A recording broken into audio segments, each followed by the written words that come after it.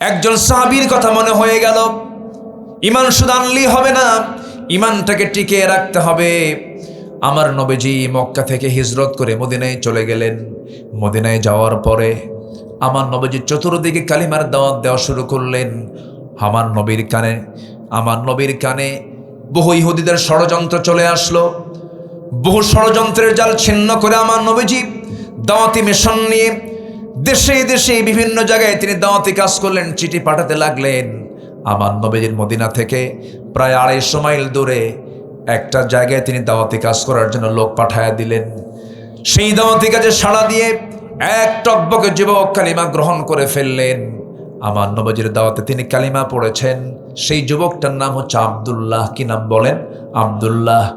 আব্দুল্লাহর দিন গ্রহণ শোনার সঙ্গে সঙ্গে তার আপন চাচা বলে ফেললো, ভাতিজা শুনলাম তুমি নাকি কালিমা পড়েছ। হ্যাঁ চাচা, কালিমা পড়েছে। আপনি শুনবেন কোন? আপনি দেখেন লা ইলাহা ইল্লাল্লাহ।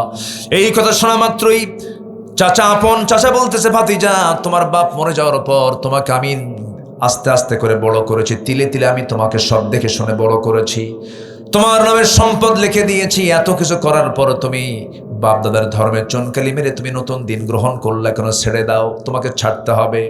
সঙ্গে সঙ্গে আব্দুল্লাহ বলছেন, চাচা আমি আপনাকে সর্বোচ্চ সম্মান দিয়ে কথা বলছি চাচা, সব জায়গায় আপোষ চলবে। আমি যে দিন গ্রহণ করেছি সেই দিন থেকে আপনি আমাকে এক চুল পরিমাণ নড়াতে পারবেন না। জোরে কোন সুবহানাল্লাহ। সাহাবী বললেন, চাচা আপনি আমাকে কি বলতে চাচ্ছেন? তোর সব কিছু আমি নিয়ে নেব, এখন সব নিয়ে নেব, লোক ডাকবো, একটা সব সম্পদ আমি কেড়ে নেব। মুস্কি হাসিতে বলছে, চাচা আপনি আমাকে এখনো বোঝেন নাই। আমি যে দিন গ্রহণ করেছি, আল্লাহ যদি আমাকে গোটা দুনিয়ার মালিক বানায় দেয়, গোটা দুনিয়ার সম্পদ আপনার হাতে তুলে দেবো, কিন্তু আমি ইসলাম ছাড়বো না। চাচা তো খেপে গিয়ে থাপ্পড় মেরে জমিনে ফেলে দিয়ে, জামা টেনে ছেড়ে ফেলে দিয়ে, রক্তাক্ত করে পরনের লুঙ্গি পর্যন্ত খুলে নিয়ে তাকে ঘর থেকে বের করে দিল। আব্দুল্লাহ উলঙ্গ হয়ে যাবেন কোথায়? মার দরজায় গিয়ে নক করে বলছেন, মা দরজাটা খুলো। দরজা খোলার সঙ্গে সঙ্গে বলছে, মা আমার দিকে তাকায়ও না।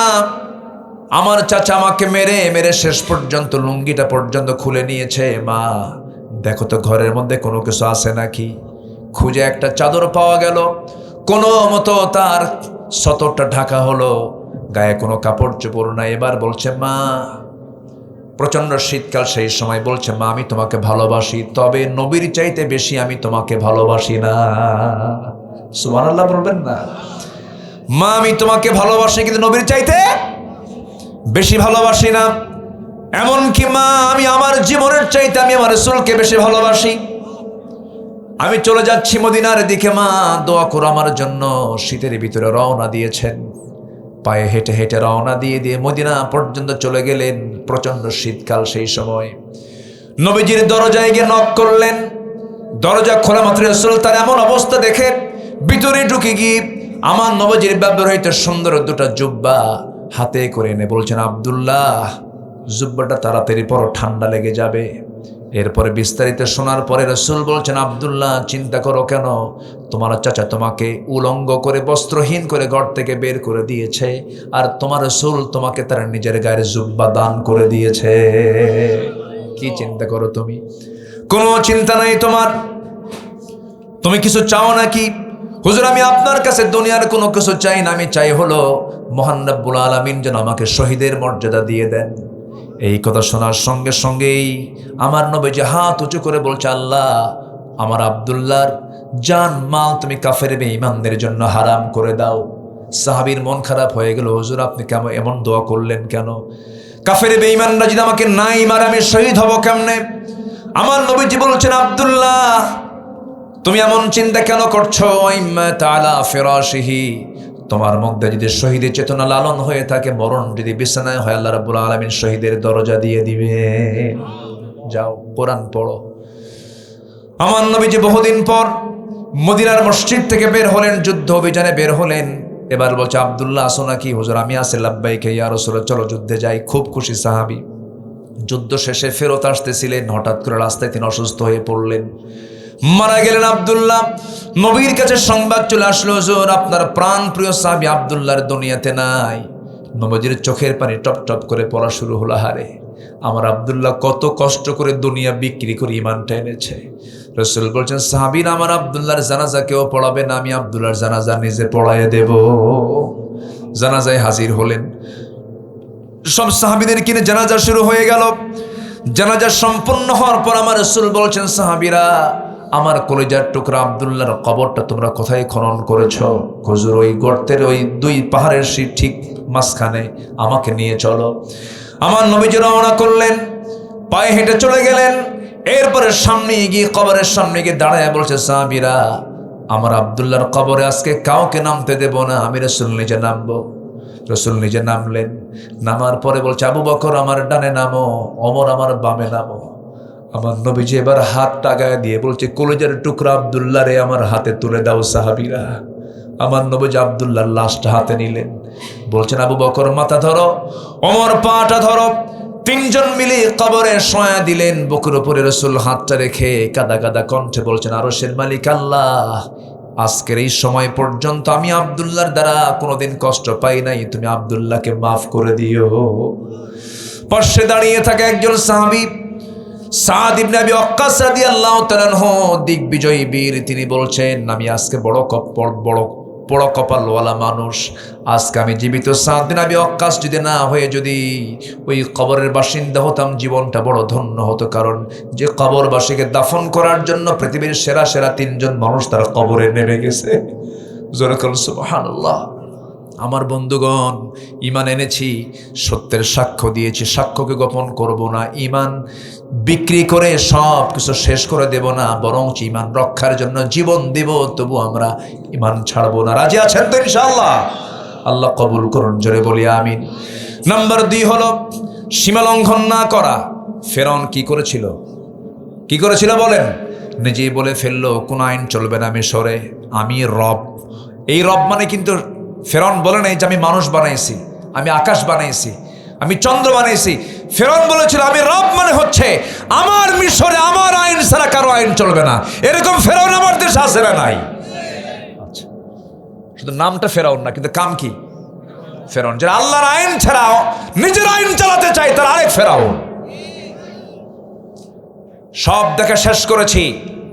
কেউ 25 বছর, কেউ 16 বছর, কেউ 9 বছর, কেয়ারটেকার গভর্নমেন্টের কয়েক বছর, সব দেখা শেষ। আগামীর বাংলাদেশ হচ্ছে কোরআনের বাংলাদেশ। নিজের জীবনে শুরু করবেন, আপনি নিজে আলোকিত হয়ে যাবেন, পরিবারে ট্রিট করবেন, পরিবার আলোকিত হয়ে যাবে। কিন্তু আজকে পরিবার কোরআন দিয়ে আলো না জ্বালায়া ওই মিডিয়ার অনলাইনের মধ্যে সর্বক্ষণ মা ব্যস্ত, মেয়ে ব্যস্ত, ছেলে ব্যস্ত, স্বামী ব্যস্ত। আসতে কন কেন? ছোট্ট একটা 3 বছরের বাচ্চার হাতেও স্মার্টফোন দিয়ে রাখে। সারাদিন গেমস আসক্তিতে সব শেষ হয়ে যাচ্ছে, কোনো আলো নাই, সব অন্ধকার হয়ে যাচ্ছে। এই জন্য কোরআনের আলোটা ব্যক্তি জীবনে রাখতে হবে, পরিবারে রাখতে হবে, সমাজে রাখতে হবে। আল্লাহ রাব্বুল আলামিন রাসূলকে উপহার দিয়েছেন, কি সুন্দর করে বলছেন, ক্বাদ জাআকুম মিনাল্লাহি নূরুন ওয়া কিতাবুম মুবিন। জোরে বলুন আল্লাহু আকবার। আল্লাহ রাব্বুল আলামিন তার রাসূলকে জানাচ্ছেন, আলিফ লাম রা কিতাবুন আনজালনাহু ইলাইকা লিতুখরিজান নাস মিনায-যুলুমাতি ইলান নূর। জোরে বলুন আল্লাহু আকবার। নবী, কোরআন আমি নাজিল করেছি শুধু নামাজ মনে করে নয়, নামাজ আদায়ের জন্য নয়, কোরআন নাজিল করেছি আপনার উপরে জন্য, যেন আপনি অন্ধকারে নিমজ্জিত জাতিকে যেন কোরআনে আলোতে আলোকিত করে যেন তাদেরকে জান্নাতের রাস্তায় তুলে দিতে পারেন। জোরে বলি সুবহানাল্লাহ, আরো জোরে বলি সুবহানাল্লাহ। আমার বন্ধুগণ, আমার নবীজি যে সময় জন্ম নেন, যে এলাকায় জন্ম নেন, যে গোত্রে জন্ম নেন, যে বংশে জন্ম নেন, সেই মক্কার হাওয়া কি ভালো ছিল নাকি বলেন? ওই জনপদে, ওই মক্কা নগরীতে পানির চাইতে মদের প্রচলন বেশি ছিল। মানুষ পানির চাইতে মদ বেশি পান করত। জেনা ছিল নিত্য নৈমিত্তিক ব্যাপার। খুন কা বদলা খুন ছিল যাদের নীতি। এমনকি তাদের জাহালাতটা এত দূর পর্যন্ত পৌঁছে গিয়েছিল যে আমরা যে কালো কাপড় দিয়ে মোড়ানো যে ঘরটা দেখি সেই ঘরটার নাম কি বলুন? কাবা। বলেন কি? আর কোরআনের ভাষায় এটাকে বলা হয় বাক্কা। ইন্না আউওয়ালা বাইতু উদিআ লিন-নাসি লাল্লাযী বিবাক্কা। কি? বাক্কা। এই কাবা শরীফ, এই কাবার ভিতরে পর্যন্ত তারা 360টা মূর্তি পর্যন্ত তারা ঢুকিয়ে দিয়েছিল। আজকে হাজিরা ওমরাকারীরা কাবার চতুর্পাশে যেমন তোয়াফ করে, কি করে? তোয়াফ করে। ওই সময় ওই জাহিলি যুগের লোকগুলো তোয়াফ করত উলঙ্গ হয়ে। জোরে কর নাউজুবিল্লাহ। জি জি জি জি, ঠিক আছে। আমার সাথে আপনারা আছেন তো নাকি? চেয়ারম্যান সাহেবের তো এক মাহফিল না, বহু জায়গায় যাওয়া লাগে। কষ্ট হচ্ছে নাকি আপনাদের? এই চেয়ারগুলো একটু পিছায় দেন তো, একটু। হ্যাঁ, একটু পিছায় দেন। হ্যাঁ, ব্যাস, যেন সবাই ইজিলি দেখতে পারে। আমাকে সময় দেবেন আপনারা? কারো কোনো আপত্তি নাই তো?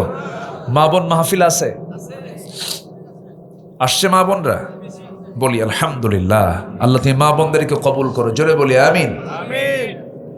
সম্মানিত ভাইয়েরা, একটু কান লাগান। আমার নবীজি যে যুগে, যে সমাজে, যে জনপদে এসেছিলেন, ওই সমাজের মানুষগুলো এতটাই অজ্ঞ, বর্বর, অসভ্য ছিল যে নিজের মাকে বিয়ে করত। বাপ তালাক দিয়ে দিছে, সৎ মা পরের দিন ছেলে বিয়ে করে নিয়ে চলে আসছে। এত অসভ্য ছিল তারা। আর সেই সমাজ থেকে আমার নবীজি বের করে আনলেন আবু বকরকে। সুবহানাল্লাহ বলবেন না? কোন আবু বকর? কি চাঁদ পাড়ান নাকি? কোথাকার? ওই কাবার আশপাশের বাসিন্দা আবু বকরকে বের করে আনলেন ওই সমাজ থেকে, যে সমাজে একটা নারীর কোনো দাম ছিল না, জীবন্ত পুঁতে হত্যা করত। আমি 4 মাস আগে গিয়েছিলাম, আমার 4টে মেয়ে, একটা ছেলে, আমার ওয়াইফ সহ আমরা 7 জন ওমরায় গিয়েছিলাম। তো আমার 4টে মেয়েকে নিয়ে একটা প্রাচীর দেখালাম। বললাম, আম্মু তোমরা আমার মেয়ে না? তোমাদের মতো মেয়ে আজ থেকে 1500 বছর আগে জন্ম নিলে এই প্রাচীর যে দেওয়া আছে, এই প্রাচীরের মধ্যে, এই এরিয়ার মধ্যে এনে বাবা মা সন্তানগুলোকে জীবন্ত পুঁতে হত্যা করত। মেয়ের সন্তান হলো কেন এটাকে তারা মনে করতো অপয়া, বদনসিব, পোড়া কপাল, এটা মনে করে জীবন্ত পুঁতে হত্যা করত। সেই যুগে আমার রাসূল ইসলাম প্রতিষ্ঠার মধ্য দিয়ে বললেন, আমি 4টা মেয়ের বাবা, যার ঘরে 3টা মেয়ে আছে তার জন্য 3টা পৃথক জান্নাত। জোরে বলি সুবহানাল্লাহ। ইসলাম সবচাইতে বেশি অধিকার দিয়েছেন নারীকে, সবচাইতে বেশি। কিন্তু দুঃখ লাগে, মেয়েরা ভাবে যে আমাদের অধিকার মনে হয় ইসলাম দেয়নি। কেন? বলে যে আমাদেরকে বোরকার মধ্যে রেখে দেয়, ঢেকে রেখে দেয়। আচ্ছা বলেন তো, দামি যত জিনিস আছে, মুক্তা কিসের পেটে থাকে বলেন তো? মুক্তা ঝিনুকের পেটে। ঝিনুক কোথায় থাকে? সাগরের কোথায়? তলে তলে তলে থাকে, একদম নিচে থাকে সাগরের মুক্তা। যত দামি জিনিস সব আড়াল করা। ফলমূলগুলো, দামি দামি ফলমূলগুলো, চামড়ার প্যাকেট আছে না নাই? উপরের চামড়ার প্যাকেট দিয়ে আল্লাহ পাক আড়াল করে রেখেছেন। দামি দামি ফলমূলগুলো আড়াল করেছেন। দামি যত জিনিস সব কিছু আল্লাহ পাক পর্দার মধ্যে রেখেছেন। পৃথিবীতে যত দামি জিনিস আছে এর মধ্যে সবচেয়ে দামি হলো আমার মায়েরা। কিন্তু সেই মা বলল, না না, পুরুষ যেমন বুকের বোতাম খুলে হাঁটে, আমরাও বুকের বোতাম খুলে হাঁটবো। মাথায় কাপড় দেন, আমরা কাপড় দেব না, সমান অধিকার। কিন্তু সমান অধিকার হবে কেমনে? পুরুষকে আল্লাহ রাব্বুল আলামিন যে শারীরিক সক্ষমতা দান করেছেন, তাদের চামড়া যে যা ভেবে বানায় আছেন, পুরুষের চামড়া আর মেয়েদের চামড়া একরকম না ভিন্ন রকম? বলেন, একরকম না ভিন্ন রকম? পুরুষের চামড়াটা হলো শক্ত চামড়া, তা দিয়ে তারা বাইরে কাজ করতে পারবে, হার্ড ওয়ার্ক তারা করতে পারবে। এই কাজ মেয়েরা করতে পারবে না। আল্লাহ পাক ফাংশনে পৃথক করে দিয়েছেন। মেয়েদের ম্যাক্সিমাম ফাংশনটা হলো ইন্টারনাল, তারা ভিতরে কাজ করবে, ভিতরে তাদের বহু ডিপার্টমেন্ট আছে। সন্তান ধারণ করার ক্ষমতা আল্লাহ রাব্বুল আলামিন পুরুষকে দিয়েছেন না নারীকে দিয়েছেন? তার সমান হবে কেমনে? সমান হয়? পুরুষ কি বাচ্চা কাচ্চা নেয়?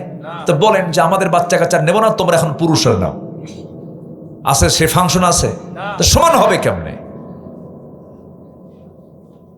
এই বেকুবগুলো যারা তথ্য দেয়, বুদ্ধিজীবীগুলো যে কথা বলে না বুঝে বলে, কেমন করে সমান হবে? সমানটা হয় কেমনে? এমনকি মার পেট থেকে যে শিশু জন্ম নেয়, নারী শিশুর খাবার একরকম, ছেলে সন্তানের খাবার আরেক রকম। যেরকম সুবহানাল্লাহ। ম্যাক্সিমাম ক্ষেত্রে, একটু হয়তো কম বেশি হতে পারে, ম্যাক্সিমাম ক্ষেত্রে। কারণ পুরুষের হাড় গঠন আর মেয়ের হাড় গঠন কে এক না। পুরুষের হাড় হলো শক্তিশালী বেশি, মেয়েদের হাড়ের সেই শক্তিশালী নয়। মেয়েদেরকে আল্লাহ রাব্বুল আলামিন কোমল নরম করে পুরুষের চাইতে একটু দুর্বল করে, শক্তিশালী বেশি সমান না করে একটু দুর্বল করে বানিয়েছেন। কারণ সমান হলে তো মারামারি লাগলে কেউ কম না। কি আসতে কন কেন? পুরুষ যদি বেশি শক্তিশালী না হয়, মহিলা যদি বেশি শক্তিশালী হয়, তাহলে কি নেতা যদি দুর্বল হয় তাহলে কর্মী মানবে তারে? আসতে কয় স্বামী স্ত্রী নামাজে দাঁড়াইছে, ইমামকে আসতে কি ইমামকে আর রিজালু কাওয়ামুনা আলান নিসা, পুরুষ নারীকে চালাবে না নারী পুরুষকে চালাবে? আসতে কয় বলেন পুরুষ নারীকে চালাবে। এটা কি মোল্লার কথা না আল্লাহর কথা? আল্লাহর কথা। চালাতে হবে তো একজনকে। এর মানে কি মহিলা চলতেছে বলি মহিলার দাম নাই? অবশ্যই দাম আছে। একজন তো নেতা হতেই হবে। আল্লাহ তাআলা মেয়েদের ব্রেনের সেল দিয়েছেন 39টা, পুরুষের ব্রেনের সেল দিয়েছেন হলো 49টা। কম হলো কয়টা? দোষ কার? আল্লাহর দোষ। ফয়সালা কার? আল্লাহ করে দিয়েছেন। এখানে বলে অনেক কিছু বলে যে ইসলাম নারীকে ঠকাইছে। কেন? ভাই 2 বিঘা, মেয়ে বোন পায় 1 বিঘা। বদমাইশগুলো গবেষণা না করি কথাগুলো বলে। আচ্ছা বলেন তো, সম্পদের ক্ষয় পুরুষের বেশি না মহিলার বেশি? বলেন পুরুষের সম্পদের ক্ষয়ের পরিমাণ কম না বেশি? বেশি। মেয়েদের সম্পদের কোনো ক্ষয় আছে? কোনো ব্যয় আছে? আপনার বউ যদি 1000 কোটি টাকার মালিক হয়, তার জন্য স্বামী পালা ফরজ না, স্বামীর জন্য বউ লালন পালন করা ফরজ। আল্লাহ পাক পুরুষকে দায়িত্ব দিয়েছেন, কিন্তু নারীকে এই দায়িত্ব আল্লাহ পাক দেননি। এরপরও বলে ইসলাম ঠকাইছে। যেরকম নাউজুবিল্লাহ। বোঝে না নারী হিসাবে, মা হিসাবে, স্ত্রী হিসাবে আল্লাহ পাক যে সম্মানটা দিয়েছেন, পৃথিবীর কোথাও গিয়ে এই নারী সে সম্মান পাবে না। জোরে বলুন সুবহানাল্লাহ। সেই যুগে নারীর কোনো দাম ছিল না। আমি আমার মেয়েগুলোকে বললাম, মা দেখো এই জায়গায় মেয়েদেরকে নিয়ে জীবন্ত পুঁতে মারতো। আমি দেখি আমার 3 নাম্বার মেয়েটার চোখে পানি। কাব্বু এরকম করে বাপরা মারে? বললাম মা মারতো না, কিন্তু জাহালাতের কারণে মেরেছে, সামাজিক কারণে মেরেছে। আমার নবীজি একদিন মসজিদে নববীর মধ্যে বসা, আমার নবীজি বসে আছেন, এমন সময় একজন সাহাবী কাদা কাদা কণ্ঠে নবীর সামনে গিয়ে বলছেন, হুজুর আমার মনে হয় সব গুনাহ মাফ হবে, একটা গুনাহ মাফ হবে না। ডুকরে ডুকরে কাঁদতেছেন। বললেন তুমি কাঁদো কেন? সাহাবী কি হয়েছে?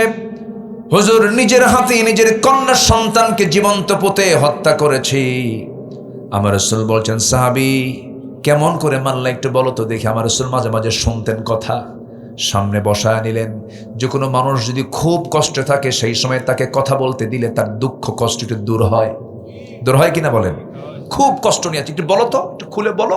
বললেই তার যে একটা মানে বিশাল টেনশন, সেখান থেকে সে একটু চাপমুক্ত হয়ে যায়। রাসূল বলেন বলো তো, সামনে বসায় দিলেন। ওই সাহাবী আবেগ আপ্লুত হয়ে বলেন, হুজুর সব গুনাহ মাফ হলো, মনে হয় এই গুনাহটা মাফ হবে না। কি করেছে বলো, কেমন করে হত্যা করেছে বলো তো। এবার বলছেন, ইয়া রাসূলুল্লাহি সন্তান স্ত্রী গর্ভে আসলো, সন্তান স্ত্রীর গর্ভে আসার সঙ্গে সঙ্গে 6 মাস হলো, বউটাকে বাপের বাড়ি পাঠায়া দিলাম। শ্বশুর বাড়ি পাঠায়া দিলাম। আমি তাকে ওয়ার্নিং দিলাম, ছেলে হলে নিয়ে আসবা, মেয়ে হলে বলারই দরকার নেই, জীবন্ত পুঁতে হত্যা করবে। আমি এমন চূড়ান্ত কথা বলে দিলাম, সন্তানটা মেয়ে হয়েছে আমাকে না বলে অন্যের বাড়িতে সে সন্তানকে জীবিত রেখে তাকে ধীরে ধীরে তিলে তিলে বড় করেছে। আমাকে বলেছে সন্তান মৃত হয়েছে। 6 বছর যখন পূর্ণ হয়ে গেল, হঠাৎ করে আমার চোখের সামনে সন্তানটা একদিন হাতে পড়ে গেছে। আমার মতো হাত, আমার মতো চোখ, আমার মতো কপাল, আমার মতো নাক পা সব কিছু মিলে যাচ্ছে, আমার মতো কালার। চট করে ধরলাম, ধরে স্ত্রীর সামনে হাজির করে বললাম, স্ত্রী বলো তো সত্যি করে এই সন্তানটা কার? স্ত্রী থরথর করে কাঁপতে কাঁপতে বডি ল্যাঙ্গুয়েজ দিয়ে বোঝায় দিল, স্বামী আমার, কেমন করে আপনাকে না বলি, এই সন্তান আমাদের ঔরস থেকে এসেছে, না বলে বড় করেছি, মায়া দয়া কাজ করেছে হুজুর। আমি এতটাই খেপে গেলাম কিন্তু বুঝতে দিলাম না, ঠান্ডা মাথার খুনি বনে গেলাম। মেয়েটাকে কোলের মধ্যে না আদর করলাম, মেয়েটা দারুণ খুশি, হারে আমার আব্বা আমাকে কি সুন্দর করে ভালোবাসতেছেন, কোনোদিন আদর সে পায় নাই। সকালবেলা হয়ে গেল, স্ত্রীকে বললাম, স্ত্রী সুন্দর করে সাজুগুজু করে দাও, আজকে ওকে ওর নানার বাড়িতে নিয়ে যাব। আমার সন্তান আমার গালে চুমা খায়, কপালে চুমা খায়, আদর করে আমাকে, আব্বা তুমি আমাকে এত ভালোবাসো, আমার আম্মা তোমাকে পরিচয় করে দেয় নাই, চলো আজকে নানির বাড়ি নিয়ে যাব। এই কথা বলেই সন্তানটা কি কোলে করে নিয়ে হুজুর আমি রওনা করলাম। রওনা করতে নিয়ে আমি সামনে একটা জঙ্গল যখন পেলাম, জঙ্গলের দিকে রওনা করলাম। মেয়েটার মুখ ছোট হয়ে গেল, মা আব্বা জঙ্গলের দিকে যাও কেন, এদিকে তো নানির বাড়ি না। কিচ্ছু বললাম না। জঙ্গল পার হলাম, ঠিক দুপুরবেলা, প্রচন্ড গরম, শরীর থেকে ঘাম ঝরতেছে হুজুর। প্রচন্ড গরমের মধ্যে কোদাল হাতে নিয়ে গর্ত খনন শুরু করে দিলাম। গর্ত খনন যখন শুরু করলাম, মেয়েটা বারবার বলছে, বাবা নানির বাড়ি যাবা কখন? গর্ত খনন কেন করছো, কি উদ্দেশ্য তোমার বাবা? কিচ্ছু বললাম না। গর্ত খনন যখন করছিলাম, আমার শরীর থেকে ঘামগুলো ঝরে, আর আমার মেয়েটা গামছা দিয়ে সেই ঘামগুলো মুছে মুছে দেয়।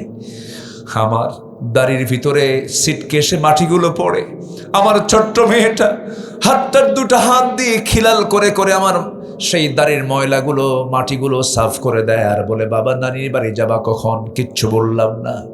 গর্ত খনন শেষ হয়ে গেছে। অভিনয় করে মেয়েটার দিকে আমি মুস্কান হাসি মেরে বললাম, মা দেখো তো গর্ত খননটা কেমন হয়েছে। আমার মেয়েটা সরল মনে গর্তের কাছাকাছি চলে গেল। কাছাকাছি গিয়ে যখন উকি মেরে যখন পিছন দিক থেকে দেখতে শুরু করেছে, উকি মেরে যখন দেখা শুরু করেছে, আমি পিছন দিকে চলে আসলাম। সজোরে চক্ষু বন্ধ করে একটা জোরে ধাক্কা মারলাম। গর্তের মধ্যে পড়ে গেছে, উপর হয়ে পড়ে গেল। চট করে চিত হয়ে দুটো হাত এক জায়গায় করে বলছে, বাবা বুঝতে পেরেছি, আমার মার কথা আজকে ঠিক হয়েছে, তুমি আজকে আমাকে মেরে ফেলবা। এটাই যদি তোমার উদ্দেশ্য হয়ে থাকে বাবা, আজকে আমি তোমার কাছে শুধু একটা জিনিস চাবো বাবা, বিনিময়ে কোনোদিন তোমার সামনে আমার চেহারা দেখাবো না। একটাবার তোমার কাছে প্রাণ ভিক্ষা চাই, আমাকে বাঁচায় দাও বাবা। আমি একটাবার বাঁচতে চাই, তোমার হাত থেকে বাঁচতে চাই বাবা। আমার দিল চুল পরিমাণ কোনো নরম হলো না, শিরকিয়াতের কারণে, জিহালাতের কারণে। বড় জোরের একটা পাথর নিয়ে আসলাম, বুক বরাবর মেরে দিলাম, ফিঙ্কি দিয়ে রক্ত বের হয়ে গেল। আব্বা আব্বা বলে চিৎকার করে ডাকে, আমার দিল গলল না। মাটি চাপা দিয়া, বালু চাপা দিয়া জনমের মতো দুনিয়া থেকে বিদায় করে দিলাম হুজুর। যতদিন ইসলাম কবুল করি নাই ততদিন আমার এটা মনে হয় নাই এমন বড় পাপ করেছে, এই কথা কখনো মনে হয় নাই। কিন্তু যেই দিন আপনার হাতে আমি বায়াত গ্রহণ করেছি, সেই দিন থেকে আজ পর্যন্ত কোনো রাত আমার ঘুম হয় না হুজুর। ঘুমাতে গেলে মনে হয় আমার মেয়েটা ডাকতেছে আমাকে, আমার ঘুম হয় না। আমার মনে হয় গুনাহ মাফ হবে না। আমার রাসূল সাহাবীকে বুকের মধ্যে জড়িয়ে রেখে তাকে প্রশান্ত করে ঠান্ডা মনে তাকে সুন্দর করে জড়িয়ে ধরে রাসূলকে দেখে বলছেন, সাহাবী রে, আল্লাহর রহমত অনেক বড়, আল্লাহ তোমার এই গুনাহটাও তোমার জীবন থেকে দিন গ্রহণের বিনিময়ে সাফ করে দিয়েছে। জোরে কোন সুবহানাল্লাহ, আরো জোরে বলেন সুবহানাল্লাহ। বিআইয়ি যামবিন কুতিলাত মুসাওয়াদান ওয়া হুয়া কাযিম। সন্তান মেয়ে সন্তান হলে পরে তাদের চেহারা কালো হয়ে যেত। সেই যুগে রাসূল নারীদেরকে এত সম্মান, এত মর্যাদা প্রতিষ্ঠা করলেন। অর্থাৎ এখান থেকে বোঝা যায় নারীদের সম্মান মর্যাদা সুরক্ষিত থাকবে ইসলামের বাইরে না ইসলামের ভিতরে। বলেন বলেন বলেন বলেন, ইসলামের ভিতরে। ইসলাম মানতে হবে। আমার মা ইসলাম যারা মানবে, ইসলামকে যারা প্রতিষ্ঠা করবে, তাদের পক্ষে থাকবেন। তাদের জন্য কথা বলবেন, তাদের জন্য কাজ করবেন। আপনার জান্নাত আপনাকে নিতে হবে, আপনাকে জান্নাতে যেতে হবে। যেমন করে হোক জান্নাত যে বান্দা মাহরুম হয়ে যাবে, তার চেয়ে বড় বড় কপাল কে হতে পারে? দুনিয়াতে সবার যায়, দুনিয়া রাজারও যায়, ফকিরও যায়, দুনিয়া গরিবের যায়, ফকিরের যায়, সবার যায়, ধনীর যায়। কিন্তু আমার বন্ধু, দুনিয়া তো পার হবেই, কিন্তু সামনের যে জিন্দেগি আসতেছে সেই দিন শুরু হবে, কিন্তু শেষ হবে না। সেই দিন আমরা সবাই জান্নাত পেতে চাই না জাহান্নাম পেতে চাই? জান্নাত না জাহান্নাম? জান্নাত পেতে চাই। জান্নাত যদি পেতে চাই, জান্নাতের লাইনে উঠতে হবে। আপনার টিকিট যদি মহাস্থানগড় থেকে যদি আপনি টিকিট কেটে যদি আপনি ঢাকা যেতে চান, ঢাকার টিকিট কাটতে হবে। যদি টিকিটটাকে কাটেন যদি পঞ্চগড়, আপনি কি ঢাকা পাবেন নাকি? পাবেন না। আমাকে টিকিটটা কনফার্ম করতে হবে, আমাকে লাইন কনফার্ম করতে হবে। সেই লাইনটার নাম অন্য কিছু নয়, যেটা হরদম আমরা নামাজের মধ্যে সবসময় আল্লাহর কাছে চাই। সবাই বলুন, ইহদিনাস সিরাতাল মুস্তাকিম সিরাতাল্লাযীনা আন'আমতা আলাইহিম গায়রিল মাগদুবি আলাইহিম ওয়ালাদ-দাল্লিন। এরপরে একটু জোরে বলেন, একটু জোরে বলেন, আর একটু জোরে বলেন। জান্নাতের রাস্তা কয়টা বলেন? জান্নাতের রাস্তা কয়টা বলেন? বাঁকা পথ না সোজা পথ? সিরাতুল মুস্তাকিম। এই সিরাতুল মুস্তাকিমের উপরে টিকে থাকতে হবে, ইসলামকে নিয়ে থাকতে হবে। যার নামাজ ইসলামের উপরে কিন্তু রাজনীতি ইসলামের বাইরে, সে মুনাফিক, সে মুসলমান হতে পারে না। নামাজ পড়ি কি দিয়া? ইসলাম দিয়া। নামাজ পড়ি কি দিয়া? আমার রাজনীতি করতে হবে কি দিয়া? ইসলাম দিয়ে। কষ্ট পাচ্ছেন মনে হয়? খুঁজে লাইন তো চেঞ্জ করলেন আবার দেখি। আমাদের তো ওয়াজ করতে দেয়নি 16 বছর, সারি নাই, ওয়াজ করছে, জেল খাটছে। এই যে সেলিম ভাই কই আছে তো না? একসঙ্গে ছিলাম তো, জেল পার্টনার আমার, একসঙ্গে ছিলাম। কোনো কারণ ছিল না, কোনো দোষ ছিল না। মাহফিল শেষ করে বাসায় শুয়ে আছে, রাত 3টার দিকে গিয়ে বলতেছে, দরজা খুলেন, ওসি সাহেব সালাম দিয়েছে, আপনাকে চা খাওয়ার দাওয়াত। রাত 3টায় চা খায়, নিয়ে গেল। সকালবেলা বলতেছে, হুজুর মাফ করে দিয়েন, বদদোয়া দিয়েন না।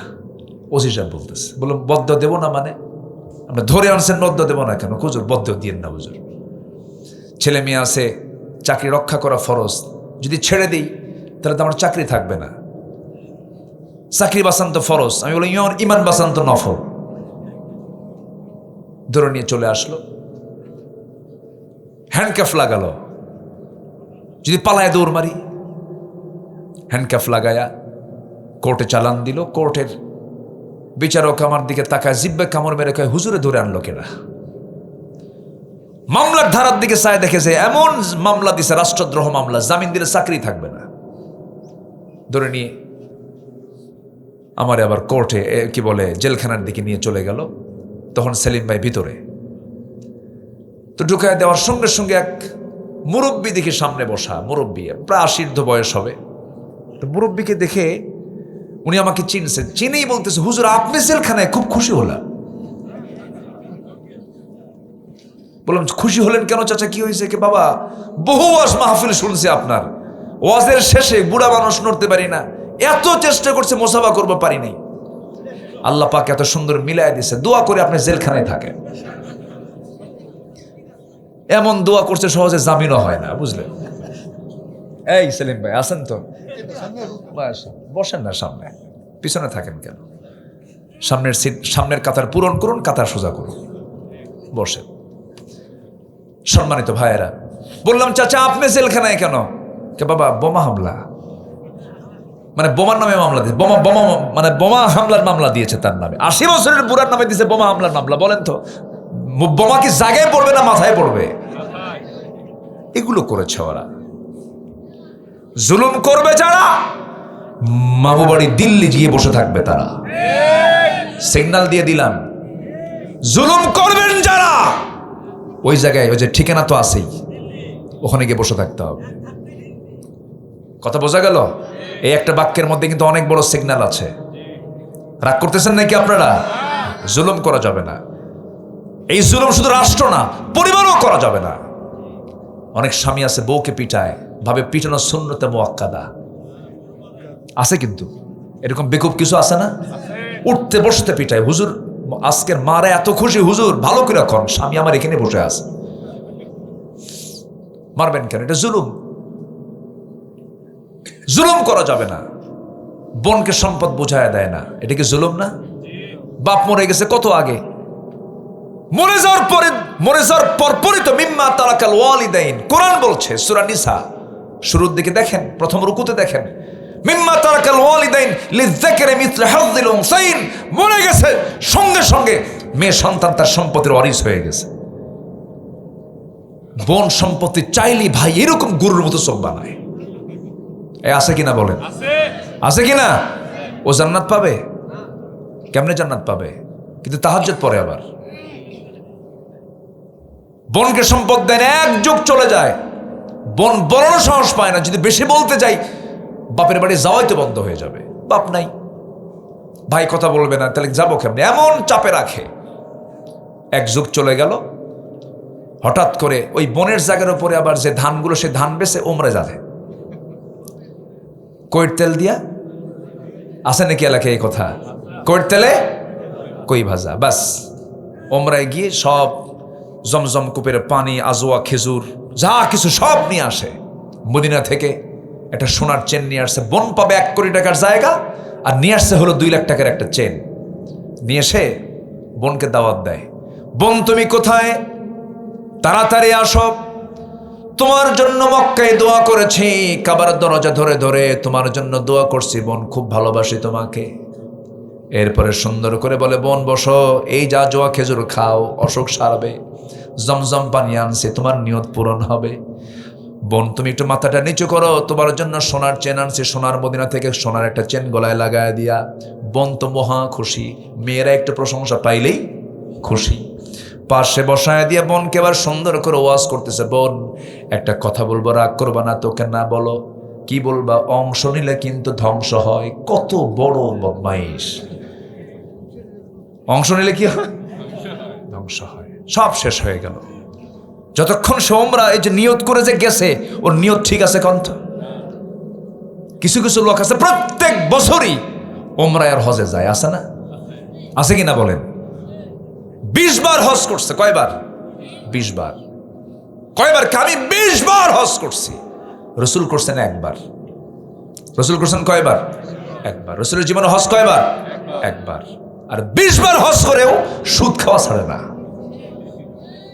আছে না নাই? সুদ আছে এলাকায়? আজ থেকে সুদ আছে এলাকায়? সুদ নাই? সুদ কি শুধু এখানকার সমস্যা না, গোটা দেশের সমস্যা? কি বলে, পাতিলের ভাত হয়েছে কিনা, গোটাল পাতিলের ভাত দেখা লাগে না, এক ভাত দেখলে হয়। এই সমস্যা তো শুধু এলাকার না, গোটা দেশেরই সমস্যা। এটা ওয়াজ করে বন্ধ হবে না, আইন করে, যাকাত প্রতিষ্ঠা করে সুদ বন্ধ করতে হবে, তাছাড়া এগুলো বন্ধ হবে না। মদের দোকান তো বগুড়ায় নাই, হ্যাঁ আছে? মদের দোকান আছে, মাহফিল করে বন্ধ হবে? বগুড়ায় কি 5 স্টার হোটেল টোটেল আছে? আছে নাকি বলেন? আছে। হোটেল আছে যেখানে মদের বার, সেখানে। তাহলে আপনি ওয়াজ করে তো এগুলো বন্ধ করতে পারবেন না। বিগত 54 বছর যারা ক্ষমতায় ছিলেন, তারা অন্তত কোনো কিছু পাস না করলেও বরকতের মদের আইন, সুদের আইন, জেনার লাইসেন্স 54 বছরে পাশ হয়েছে। যেরকম নাউজুবিল্লাহ, আর যেরকম নাউজুবিল্লাহ। এখন বলেন, যারা এগুলো পাশ করেছে 54 বছর, তারা কি কখনো ভাবতে পারেন তারা কখনো নামাজের আইন পাশ করবে? তাদের দ্বারা কি নামাজের আইন পাশ করা সম্ভব? নামাজের আইন পাশ করবে ইসলামী দল না অন ইসলামী দল? বলেন, অন ইসলামী দল না ইসলামী দল? মনে হয় খুবই রাগ করতেছেন আপনারা। হুজুর আপনার লাইন তো ভিন্ন করে। লাইন ভিন্ন না, লাইন এটাই সঠিক। আমাদেরকে কথা বলতে দিবেন না কেন? আমাদেরকে মানুষ ভাবে কি জানেন? হুজুররা আকাশ নিয়ে কথা বলবে আর কবর নিয়ে কথা বলবে। দুনিয়া আমরা মদের দোকান দেবো, হুজুরের দোয়া করে দিয়ে চলে আসবে। মানে মদ খাবে ওরা, দোয়া করবো আমরা। ওরা এরকম দেখতে চায়, হুজুরদেরকে দেখতে চাই যে দুনিয়ার কোনো কারবারে হুজুরদেরকে রাখা যাবে না, হুজুরদের ভিন্নভাবে দেখতে চায়। এই ছোট্ট এরকম একটা ছেলে বহুদিন আগে, বছর 10 আগে, এরকম 9-10 বছরের একটা ছেলে আমার দিকে তাকায় আছে। এক মাহফিলে গেছি, কিন্তু চেহারা খুব বিমর্ষ, মানে তার মুখে কোনো হাসি নাই, আমার দিকে তার বিরক্তির একটা ভাব। তো বললাম, আব্বু তুমি আমার দিকে এরকম করে চেয়ে আসো কেন? বলছে, হুজুর আমি ভাবছিলাম হুজুররা ভালো, কিন্তু হুজুররা তো ভালো না। কেন? হুজুররা বিয়ে করে আবার বাচ্চাও হয়। কি কথা কি বুঝতেছেন আপনারা? মানে হুজুরদেরকে মানুষ এরকম ভাবে একটা দেখতে চায়, কিন্তু আমাদের হুজুর যিনি, তিনি কি এইরকম হুজুর ছিলেন? আস্তে, আমাদের হুজুর কি এরকম হুজুর ছিলেন? আমার হুজুর কি বিয়ে করেন নাই? আস্তে কয়, বিয়ে করেন নাই? এক না একাধিক? বলেন এক না একাধিক? সহজটা না কঠিনটা? বলেন সহজ না কঠিনটা? একটা বিয়ে করা সহজ, দুটা বিয়ে করা কি? আস্তে কয়, সহজ না কঠিন? শুধু কঠিন না বিশাল কঠিন? বিশাল কঠিন। বইয়ের সামনে আপনি হুরের গল্প করলে তো তবু হিংসা করে। জানো জান্নাতে আল্লাহ পাক একটা পুরুষকে এতগুলো হুর দেবে, মন খারাপ। প্রশ্ন আসে স্টেজে, হুজুর এমন কি কোনো আমল আছে যে জান্নাতে আমার স্বামীকে আল্লাহ পাক হুর দিবেন না? কোন আমল করলে আমার স্বামী হুর পাবেন? একটু আমলগুলো শিখায় দেন। কি কথা কি বুঝতেছেন আপনারা? মানে জান্নাতে হুর দেবে না, তার জন্য আমল শিখতে চায়, বুঝলেন? কোন আমল করলে পরে আমার স্বামীকে জান্নাতে হুর দেবে না, এমন আমল শিখায় দেন। দেখছেন, এই হচ্ছে অবস্থা। আল্লাহ পাক মেয়েদের কেমন তবিয়ত করে বানিয়েছেন, সেই কঠিন একটা সুন্নাহ আমার রাসূল পালন করেছেন। তাও ইহুদি মেয়েকে বিয়ে করেছেন রাসূল, ইহুদি কন্যা। তার কি কন্ট্রোলিং পাওয়ার ছিল! তিনি স্বামী ছিলেন, বিচারপতি ছিলেন, ইমাম ছিলেন, সেনাপতি ছিলেন, রাষ্ট্রনায়ক ছিলেন। আবার তিনি ঘরের মধ্যে ঢুকলে পরে তিনি সন্তানদের বাবা হয়ে যেতেন। ছোট্ট ছোট্ট নাতি, ছোট্ট ছোট্ট বাচ্চাদের তিনি নানা হয়ে যেতেন, নাতিদের নানা হয়ে যেতেন। এমন কোনো দিক নেই যা তার মধ্যে ছিল না। অতএব রাসূলকে আমরা শুধু নামাজে মানবো, রাষ্ট্রে মানবো না। ওই লোকটার পরিচয় হলো সে ভণ্ড এবং প্রতারক। ভণ্ড এবং প্রতারক। এই জন্য রাসূলকে মানবো আমরা এক জায়গায় না সব জায়গায়, এক জায়গায় না সব জায়গায়, সব জায়গায় মানবো আমরা। আসুন আমরা একটু মূল লাইনের দিকে চলে আসি। মূল বিষয়ে, যে বিষয়টা নিয়ে আমি কথা বলতে চাচ্ছিলাম, জান্নাত আমার আপনার জন্য আল্লাহ রাব্বুল আলামিন প্রস্তুত করে রেখেছেন। জান্নাতের টার্গেট যদি আমাদের থাকে, জান্নাত পাবো না কেন? কারণ জান্নাত তো আমাকে আল্লাহ পাক দিবেন। সবাই কি জান্নাত নিতে রাজি আছেন? সবাই কি জান্নাত নিতে রাজি আছেন?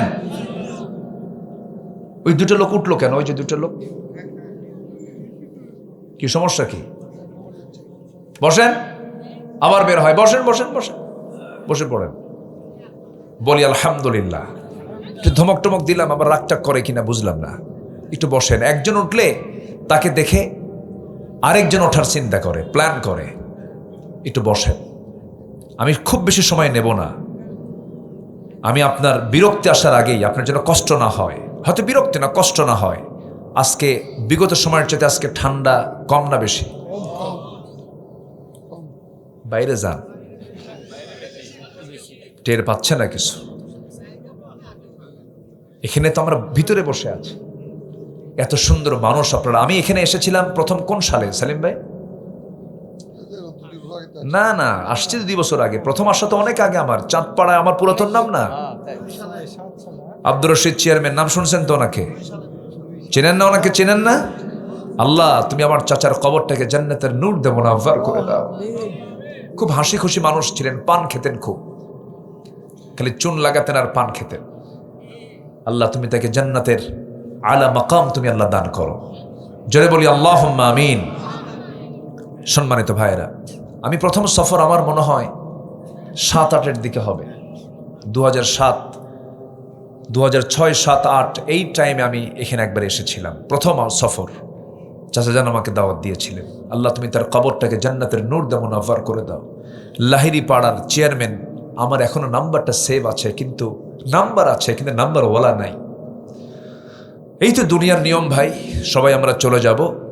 কিন্তু আমাদের চলে যাওয়ার পর আমরা যেন জান্নাত পাই, সেই জান্নাতের লাইন ধরার দরকার আছে না নাই বলেন তো?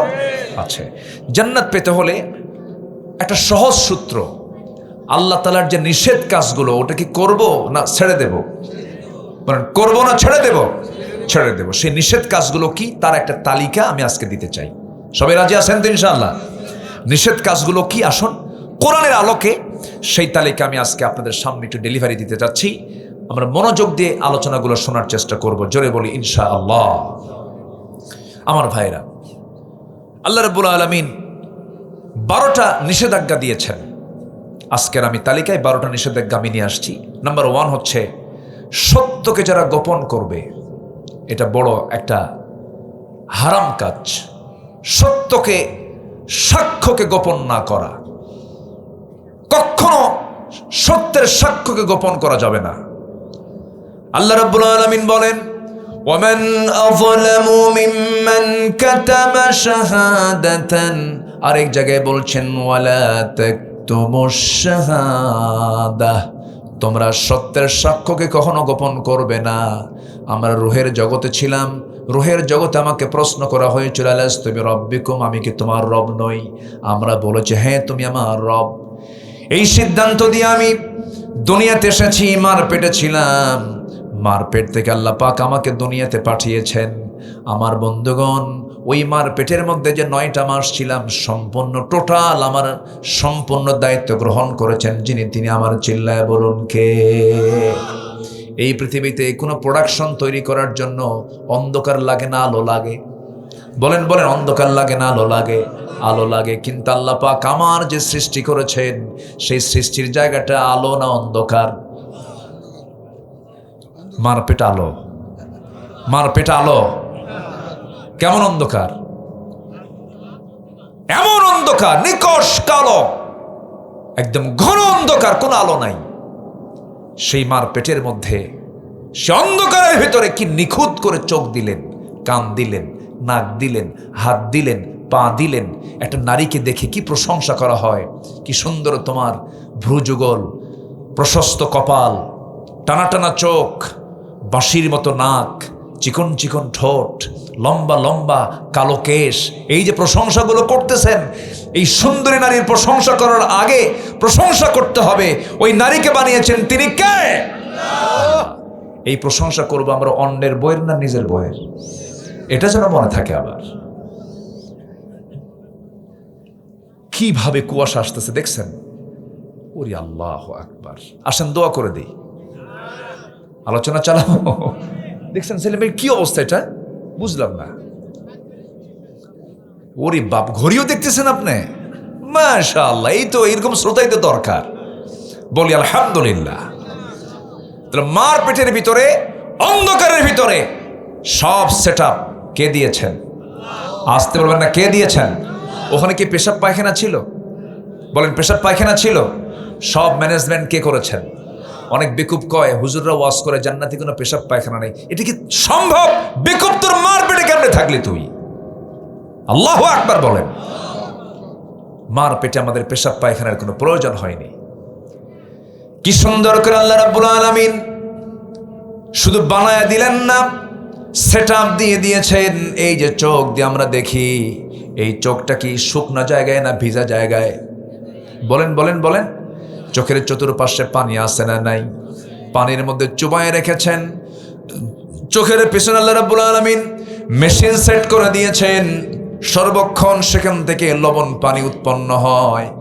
লবণ পানি দিয়ে চোখটাকে ভিজিয়ে রেখেছেন যেন ধুলাবালিতে যেন অ্যাটাক না হয়, চোখটা যেন হ্যাং না মারে, চোখের যেন কোনো সমস্যা না হয়।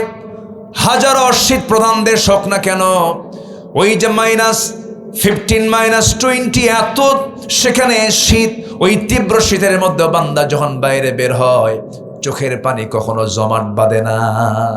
চোখের পানি যদি জমাট বাঁধতো, চোখ মারতো হ্যাং, এইদিকে ঘুরতো না ওইদিকে ঘুরতো না, কি ঠিক না?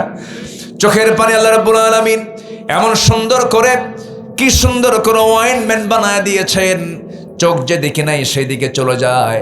চোখের চতুর্পাশে এই চোখের পলকের নিচে এমন ধরনের স্কিন দিয়েছেন, সেই স্কিন যেন ঘষা ঘষা খেয়ে খেয়ে যেন নষ্ট না হয়, আল্লাহ পাক সুন্দর করে চোখের টিস্যুকে এমন সূক্ষ্ম করে বানিয়ে দিয়েছেন, প্রত্যেকটা মিনিটে বান্দার চোখের পলক পরে 15 থেকে 20 বার। এই চোখের পলক যিনি ফালান তিনি আমার, চিল্লায় বলুন কে? আবার ওই চোখ দেয়া যখন নারীর দিকে তাকায় একটা চোখ টিপে মারে, সেটা মারে কে? ওটা আল্লাহ মারে না, শয়তান মারে, মানে ও মারে না, ওটা শয়তানের দোষ দিলেন। তাহলে আল্লাহ রাব্বুল আলামিন চোখের পলক ফালায়া দিচ্ছেন, মিনিটে 10 থেকে 15 বার নয় 20 বার পর্যন্ত চোখের পলক ফালায়া দিলেন।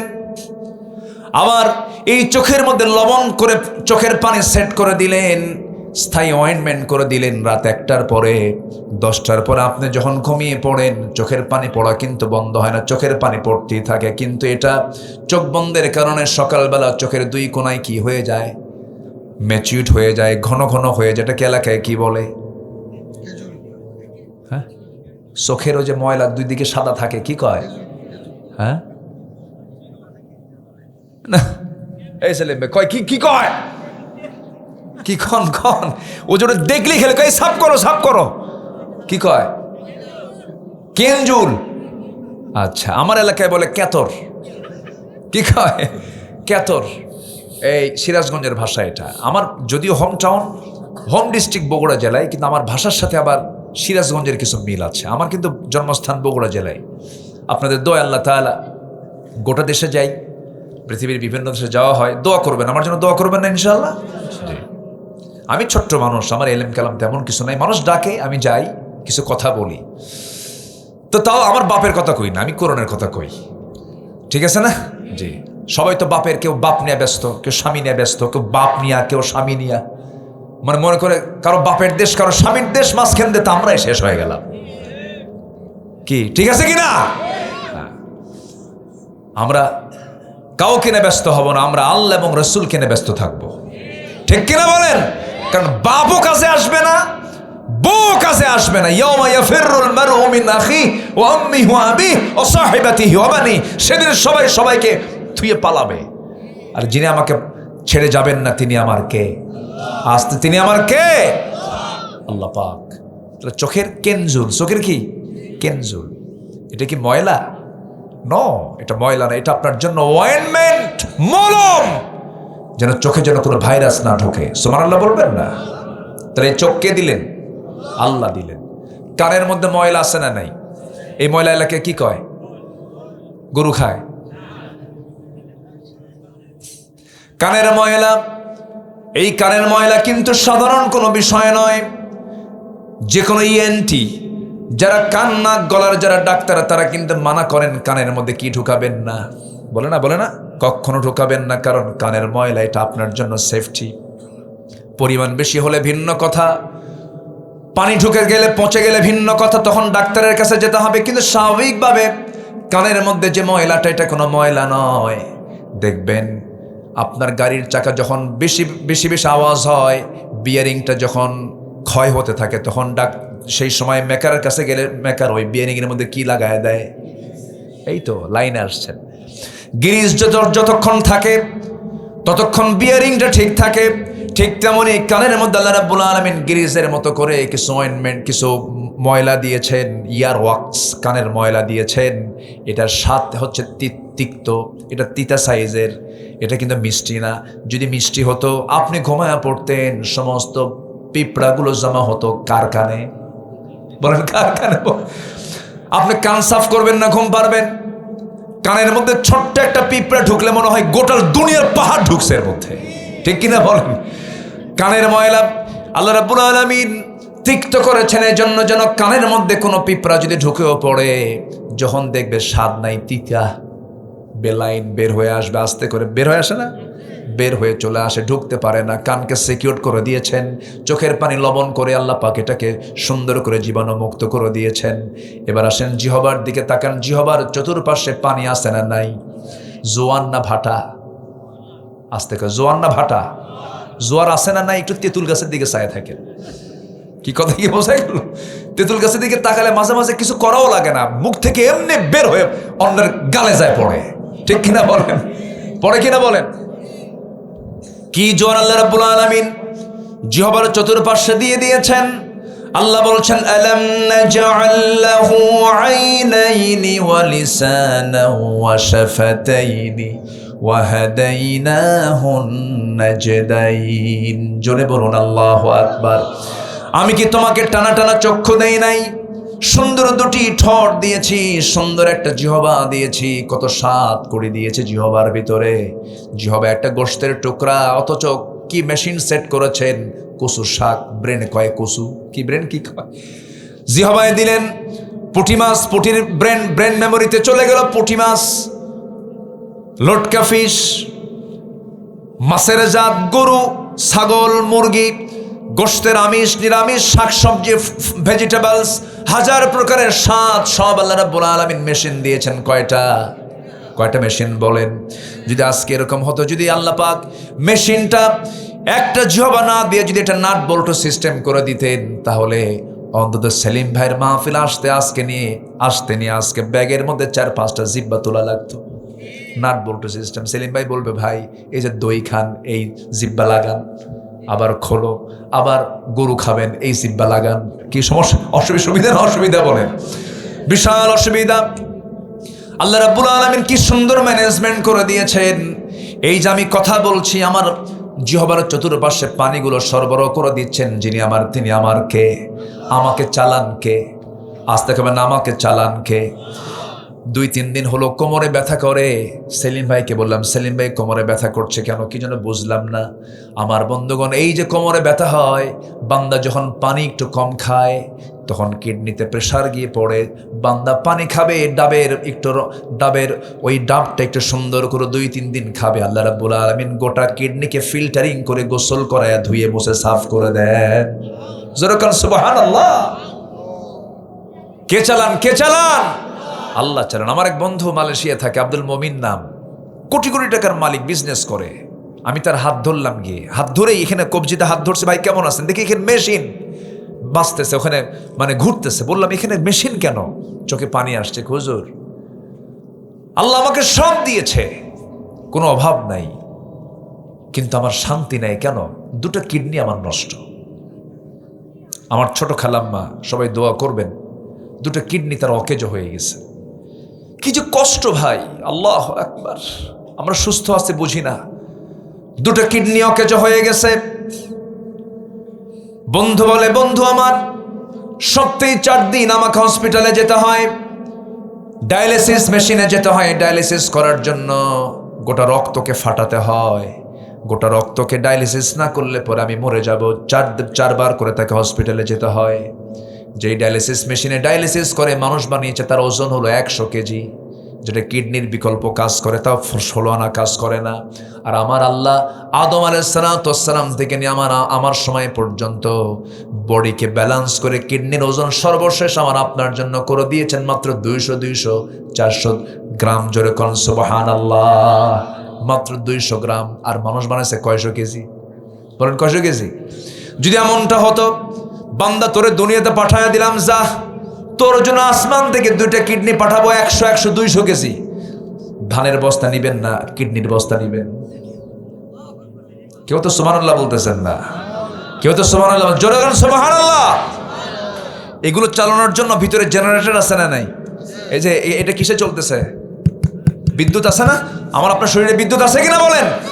আচ্ছা, মাথা থেকে পা পর্যন্ত আল্লাহ রাব্বুল আলামিন বিদ্যুৎ দিয়েছেন, ভাল্ব দিয়েছেন, জেনারেটর দিয়েছেন, সব কিছু প্রস্তুত করে বলছেন, বান্দারে সব দিয়ে দিলাম, আমার হুকুমগুলো মানবি, আমাকে অস্বীকার করবি না, সত্যকে গোপন করবি না, আমার মুখ থেকে বের হবে বলুন লা ইলাহা ইল্লাল্লাহু মুহাম্মাদুর রাসূলুল্লাহ। এটা কালিমা তাইয়্যিবা।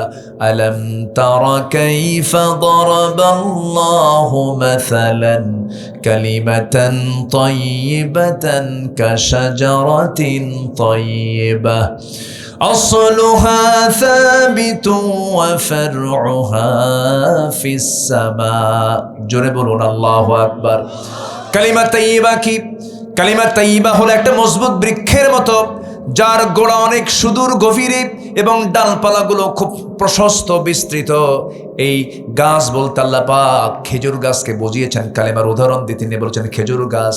এই জায়গায় যত মানুষ বসে আছেন জীবনে বহু ঝড়ঝাপটা শুনেছেন, দেখেছেন, কিন্তু কোনোদিন কি কেউ দেখেছেন আপনার আশেপাশের খেজুর গাছ উপড়ে গেছে? দেখছেন? কেউ দেখছেন? খেজুর গাছ কিন্তু উপরে যায় না। খেজুর গাছ এক পায়ে দাঁড়িয়ে থাকে। ঠিক ইমানের চরিত্রকে আল্লাহ রাব্বুল আলামিন ফুটিয়ে তোলার জন্য কালিমা তাইয়্যিবাকে একটা মজবুত বৃক্ষের সঙ্গে তুলনা করেছেন। ও ইমানদারেরা, যারা কালেমা পড়েছ, বহু ঝড় ঝাপটা আসবে, কিন্তু তোমাকে অবশ্যই কালিমা নিয়ে এক পায়ে তোমাকে দাঁড়িয়ে থাকতে হবে। ইমান নিয়া শয়তানের ওয়াসওয়াসা এদিক সেদিক যাওয়া যাবে না। জোরে করুন সুবহানাল্লাহ। বিচার কার্যে প্রবৃত্তির অনুসরণ না করা। গ্রামের কিছু মাতব্বর আছে এত দুষ্ট, টাকা যে দেয় তার দিকে রায় দেয়, আছে কি না? ও ফেরাউনের খালাতো ভাই। হ্যাঁ, মাশাআল্লাহ, ভালোই তো কয় দেখি। ওয়াজ খেলে হুজুর পারে। ফালা তাত্তাবিউল হাওয়া আন তা'দিলু, বিচারে মন যেদিকে যায় সেদিকে যায়ও না, আইন যেদিকে যাবে সেই দিকে যাও। ঠিক কিনা?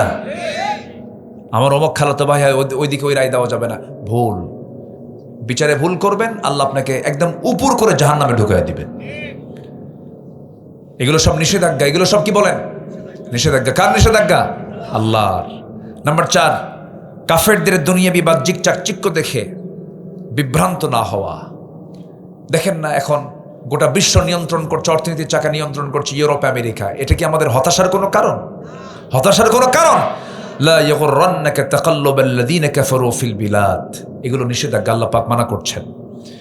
এরপরে নাম্বার 5 হচ্ছে পরস্পরের সম্পত্তি অন্যায়ভাবে গ্রাস না করা। 5 আগস্ট আসছে বলে আপনি অন্যের বাড়িতে আপনি হামলা কইরা আগুন লাগায় দিয়ে যা পাবেন তা নিয়ে আসবেন, ইসলাম কখনো এটা মানতে দেয় না। অন্যায় অন্যায় কি? অন্যায় অন্যায়, এটা বলে রাখলাম। অনেক কিছু করেছেন অনেকে, আকাম কুকাম করেছেন অনেক। ইসলামের সাথে ন্যূনতম কোনো সম্পর্ক নাই এই সমস্ত অপকর্মের। ঠিক কিনা? আমার নবীজিকে ঘাট ধাক্কা দিয়ে বের করে দিয়েছিল, হত্যার পরিকল্পনা নিয়েছিল। মক্কা থেকে মদিনায় রাসূল চলে আসছেন 10 বছর পর। মক্কা বিজয়ের দিন রাসূল কেমন কিছু করেছেন? বরঞ্চ তিনি একে একে নেমে এক বুড়ি মহিলা ভয় পালাচ্ছে মক্কা ছেড়ে, আমার নবীজিকে চিনে না। রাসূল পিছনে গিয়ে বলছেন, মা দৌড়ান কেন? বাবা মুহাম্মদ আসছে। কারে কয়? কারে কয়? রাসূল কি বল, কেন কি হয়েছে? কি বাবা আজকে শেষ করে দিবে, ওরে আমরা বের করে দিছিলাম, আজকে একদম মক্কা শেষ, বিজয় হয়ে গেছে। রাসূল বলেন, তাই? বুড়িমা টোপলাটা দিবেন আমারে? আপনার তো মাথায় নিতে কষ্ট হচ্ছে। কি ঠিক আছে, নাও। কোথায় যাবেন আপনি? কমক জায়গায় চলেন। যাচ্ছি। গন্তব্যে পৌঁছার পরে এবার বলছেন, মা এই যে পোটলাটা নেন, আমি এখন যাই। কি বাবা তোমার পরিচয় কি? কোথায় তোমার বাড়ি? কে যার ভয়ে আপনি এত দূর পর্যন্ত আসছেন, আমি হলাম সেই আব্দুল্লাহর পুত্র মুহাম্মদ সাল্লাল্লাহু। কি বুঝলেন? আমার রাসূল সবাইকে মাফ করে দিয়েছেন, শুধু 17 জনকে মাফ করেননি। কয়জনকে?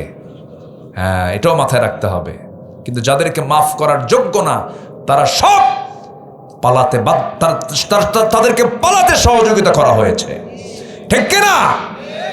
যেগুলো চিহ্নিত অপরাধীগুলো একটাও নাই। তার মধ্যে একটা হলো ওই যে খেলা হবে না, কি কইছে এখানে, বদমাইশগুলো। এখনো ফ্যাসিস্টদের দোসর আছে না নাই?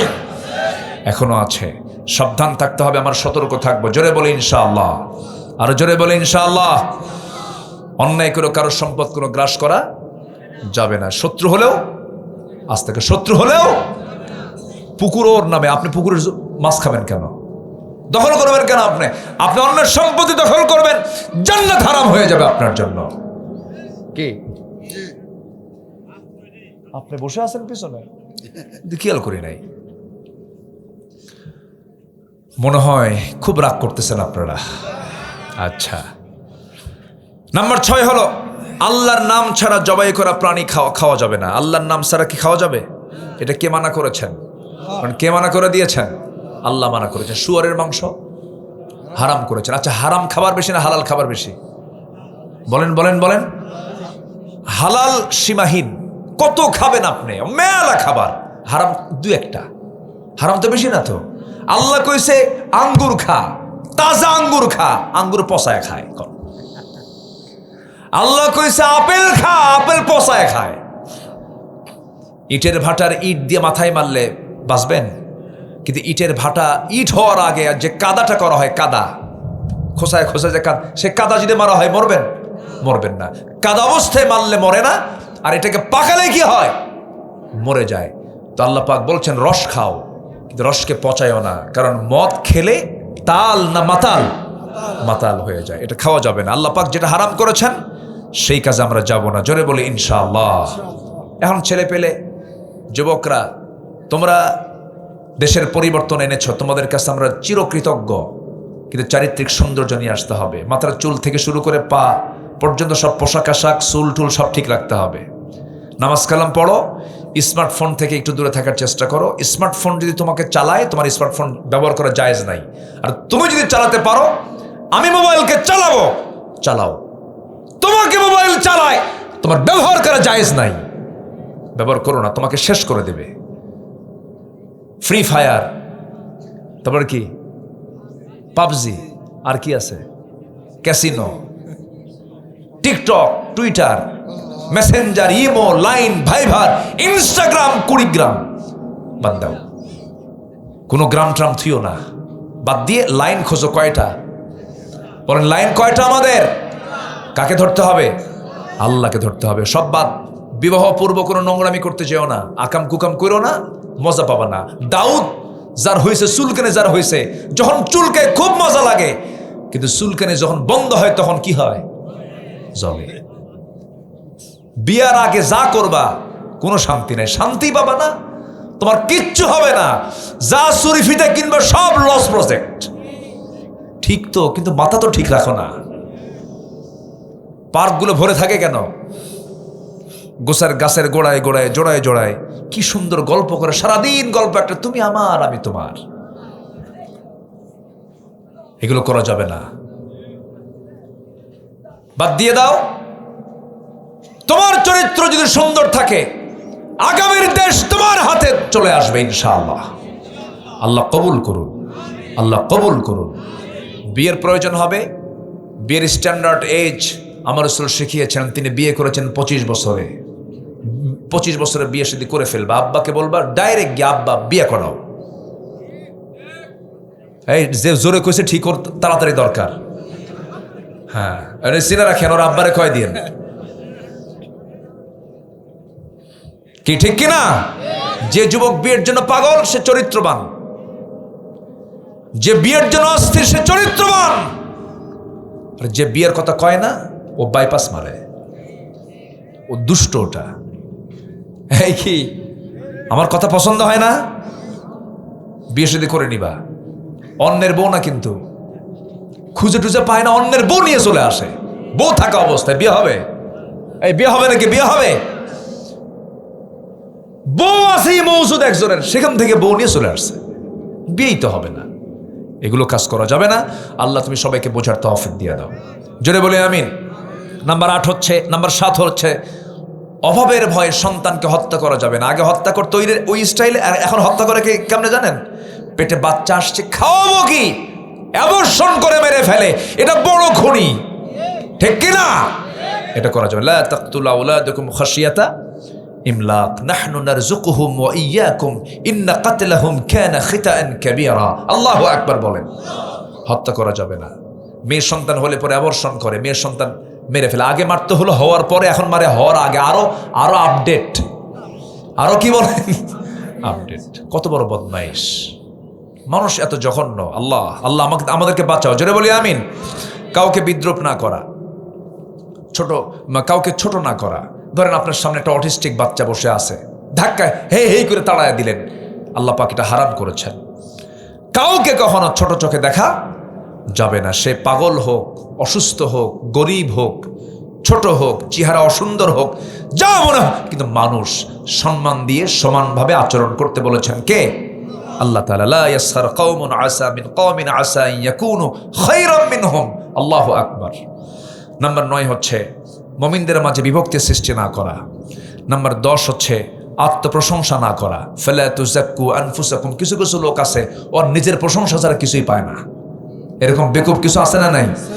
কিন্তু আল্লাহ বলছেন ফালা তুযাক্কু আনফুসাকুম হুয়া আ'লামু বিমান ইত্তাকা। আল্লাহু আকবার বলেন।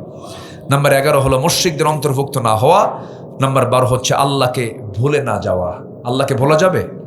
আল্লাহ রাব্বুল আলামিন বলেন ওয়ালা তাকুনু কাল্লাযীনা নাসুল্লাহা ফাআনসাহুম আনফুসাহুম উলাইকা হুমুল ফাসিকুন। আরেক জায়গায় একটা আয়াত আমাকে খুব ঘন ঘন কাঁদায়, আমি একা একা যখন পড়ি নিজেকে আমি হারিয়ে ফেলি।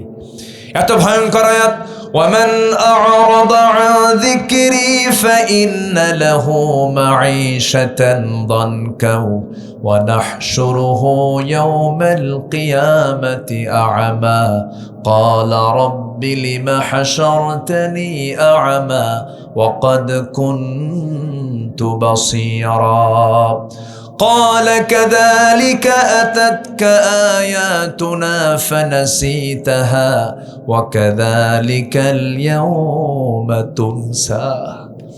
আল্লাহ বলছেন আমাকে যে ভুলে যাবে আমি তাকে ভুলে যাব। যে ব্যক্তি আমার কোরআন থেকে দূরে থাকবে, আমার জিকির থেকে দূরে থাকবে, আমি তাকে কিয়ামতের দিন তাকে আমি কানা করে তুলবো, অন্ধ করে তুলবো। বান্দা বলবে আল্লাহ আমি তো চক্ষুওয়ালা ছিলাম। আল্লাহ বলবেন আমি তোমাকে আয়াত দিয়েছিলাম, তুমি আমাকে দুনিয়াতে যেমন ভুলে গেছো, আজকে আমি তোমাকে তেমন করেই ভুলে গেলাম। বলেন তো নিরাপদ না মহাবিপদ? আল্লাহ ভুলে গেলে কোনো উপায় আছে না। অতএব সবাইকে ভুললেও যাকে ভোলা যাবে না, চিল্লা বলুন তিনি আমার কে। আল্লাহকে স্মরণ করব দিনে কয় ডাকে? বলেন কয় ডাকে? মুয়াজ্জিন ডাকে না? এটাকে কি বলে? আজান। কি বলে আরবিতে? কি বলে? আজান। আজান শুনলেই কোথায় চলে যাব? 5 ওয়াক্ত নামাজ পড়বেন। কারা কারা একটু হাত উঁচু করে দেখান, জোরে বলি আল্লাহ আমাদেরকে 5 ওয়াক্ত সালাত আদায় করার তৌফিক তুমি আল্লাহ দিয়া দাও। জোরে বলি আমিন। আরো জোরে আমিন, আরো জোরে আমিন। আমাদের জন্য নাজাতের কারণ বানায়া দাও। চাঁদপাড়ার প্রত্যেকটা ঘরকে ইসলামের দুর্গ বানায়া দাও। আয় আল্লাহ তাআলা আমরা দুনিয়া থেকে কোন দিন বিদায় নেব জানি না, ডান হাতে আমলনামা না আসা পর্যন্ত মরণ দিও না। ও আল্লাহ আমার সেলিম ভাইকে কবুল করো। আমার ডানে বামের সামনে পেছনে আড়ালে যত ভাই বোন যারা হাত তুলেছেন, যারা যা চাওয়া তুমি আল্লাহ পাওয়া করে দাও। দুনিয়া থেকে কোন দিন বিদায় নেব জানি না রে আল্লাহ, তবে যেদিন মারা যাব রে টান মেরে ঘর থেকে বের করে দেবে, জীবনের শেষ গোসলটা হয়ে যাবে, মরামুখ সব দেখে দেখে চলে যাবে, কবরে নিয়ে যাবে রে, কবরে শোয়া দেবে, বাঁশ চাপা দেবে, মাটি চাপা দেবে, ওই যে বিদায় দিয়ে দেবে রে, আর কোনোদিন কেউ খোঁজ নিতে যাবে না। ও আল্লাহ তোমার কাছে ফরিয়াদ করি, তোমার পছন্দের বান্দা না হওয়া পর্যন্ত মরণ দিও না। 24 ঘন্টায় মাথার চুলগুলো খসে খসে পড়বে, 3 দিনে চামড়াগুলো গলে গলে পোকার পেটের খাবার হয়ে যাবে। মাত্র 7টা দিন পেটের নাড়ি ভরে সব চোখ মুখ কান নাক দা বের হওয়া শুরু হয়ে যাবে। মাত্র 3টা মাস কবর খনন করে দেখা যাবে কয়েকটা হাড় ছাড়া কিচ্ছু নাই রে। সে অন্তিম সময় যখন চলে আসবে জবানে জারি করে দিও লা ইলাহা ইল্লাল্লাহু মুহাম্মাদুর রাসূলুল্লাহ।